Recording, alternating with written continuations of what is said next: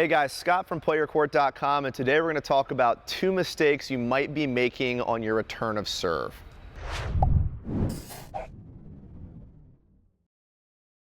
All right guys, so today we're talking about the ready position and a couple mistakes that us as coaches see players make that are really causing some problems. This video is for players with a player court rating of 70 and below. If you're not in our community or familiar with our rating system, a player court 70 is the equivalent of a USTA 4.0, and we do see players above this skill level make this mistake. So this video really could be applicable to just about anybody.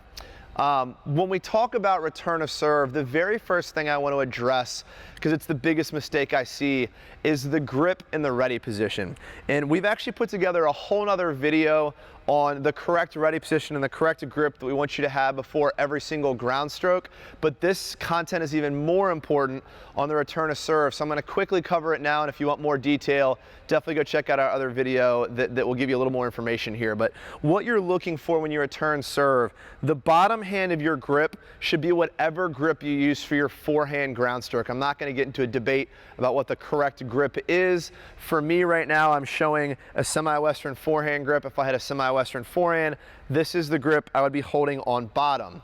On top, if I have a two-handed backhand or if I have a one-handed backhand, the concept here is pretty similar. If I've got a two-handed backhand, I'm going to use the grip that I would use to hit my two-handed backhand, because as you know and have seen in other videos of ours, your top hand on your two-handed backhand should be doing all of the work. If you've got a one-handed backhand, your top hand's going to be up here on the throat to allow you to guide that racket back and make that grip change. So to summarize here, your ready position grip has got to be something that quickly allows you to either let go and rip your forehand, or has the top hand of your backhand on there so you can quickly turn and have that bottom hand shift into the correct position.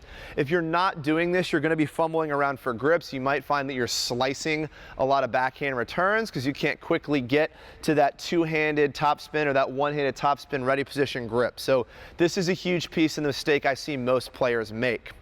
The second mistake that we see a ton of players make is what they're actually doing with their feet and the timing of when their feet hit the ground based on when their opponent serves. So I want to show you exactly what I'm talking about here. I myself like to start sort of in a 1 foot forward, 1 foot back position, ready position with my correct grip, and I'm going to use this back foot to push into my split step.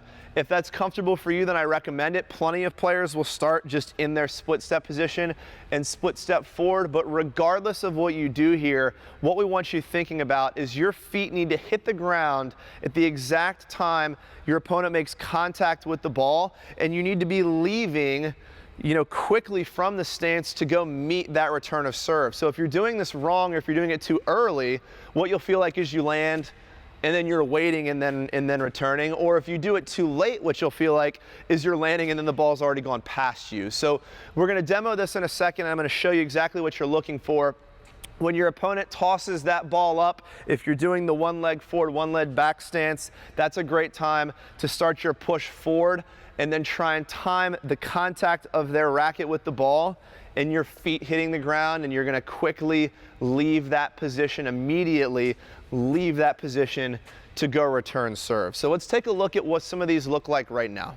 So the first return of serve stance we're going to take a look at is 1 foot forward, 1 foot back. You'll notice as Nate tosses that ball up, I move my weight forward to time the landing of both of my feet when he makes contact, and then I'm going to quickly adjust to react to the serve. Let's take a look at that now. Ball goes up, I land at contact, quickly adjust, and rip the return. So now let's take a look at the other return of serve position, and what you'll notice is the only difference here is instead of having 1 foot forward and 1 foot back, they're both together now in more of a traditional split step stance. So the only difference you're going to see is my starting position. I'm still going to push my weight forward and land as Nate makes contact with his serve. Let's take a look at that now. So I'm trying to time my feet hitting the ground as Nate makes contact, adjust to the ball, and make the return.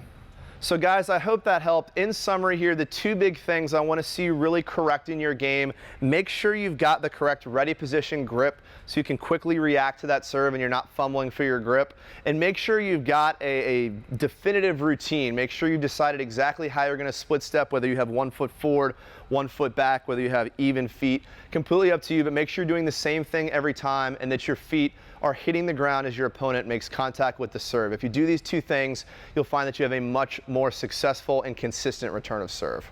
At Play Your Court, we just want to see you improve your game. The only problem is the instruction varies for your specific skill level, and we don't know anything about you. So do us a favor, click the button or the link below, answer a couple questions for us so we can know exactly what skill level you're playing, and we'll then send you some custom video coaching based on the things that you actually need to be working on. Just click the button or the link below and we'll do the rest.